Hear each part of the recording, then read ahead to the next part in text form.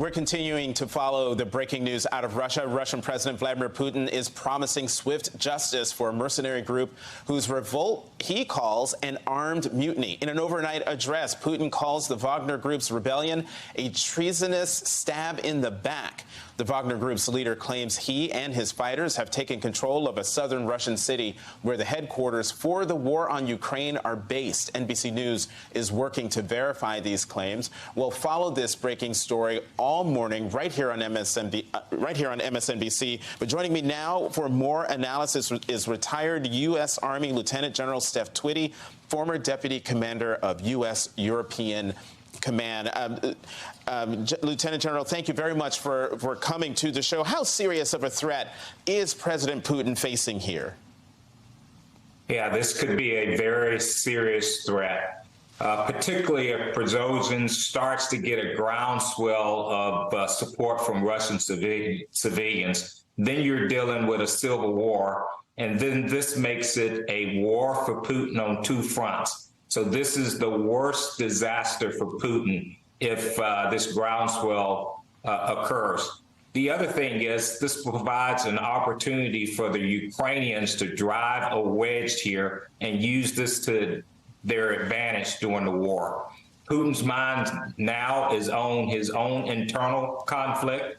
And so this provides an area where the Ukrainians can take advantage of if they could move out and see some opportunities here. All right, I want to talk about the Ukraine aspect of this internal rebellion in Russia in a moment, but let's stick with what's going on in Russia. Does Prigozhin, the leader of the Wagner Group, have the resources to actually follow through on his threat to move from the southern city that he says he's occupying to Moscow as he's threatened? Absolutely he does. If you remember, and I want you to think about this, he's the only force that's been successful in Ukraine. He was able to take Bakhmut when the Russians couldn't do it. And so if you look across the war in Ukraine over the past year and a half, the Russian military, they've been a failure in Kyiv, they've been a failure here in Kherson, they've been a failure in Kharkiv. And so Prigozhin has had some success with the Wagner Group.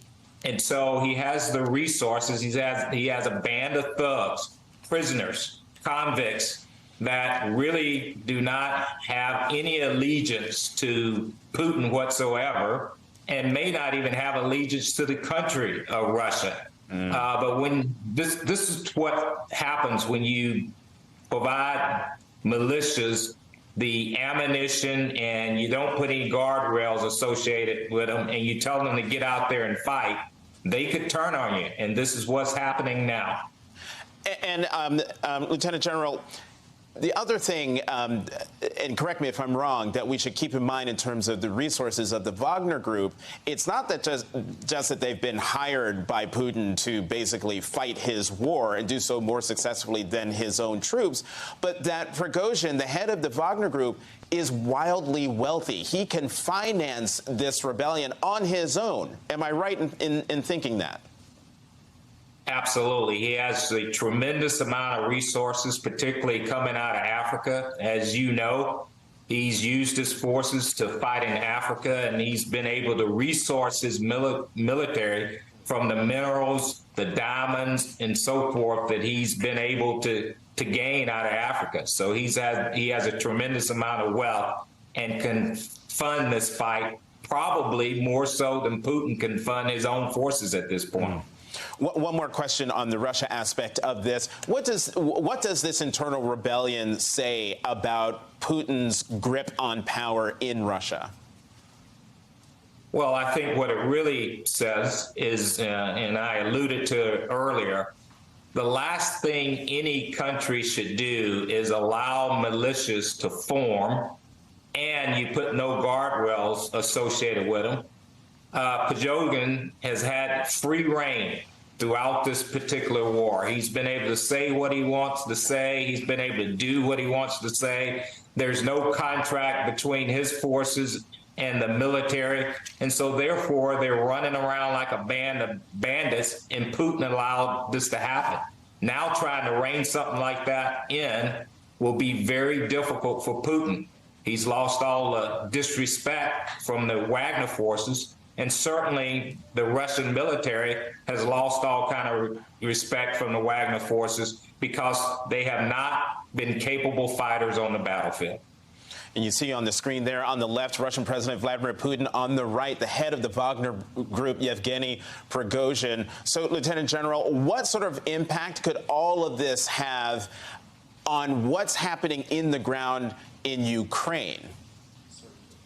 Yeah, so here's an opportunity. How the Ukrainians taken advantage of this opportunity, we shall see. But this is a huge distraction on the Russian military. Now they're going to have to move forces from various locations to be able to thwart the Wagner Group, which provides an opportunity and may soften up some areas for the Ukrainians to exploit. The other thing is, and I talked about it early, now this provides a two-front war. A war in Ukraine and a war within in Russia, which will be a huge distraction.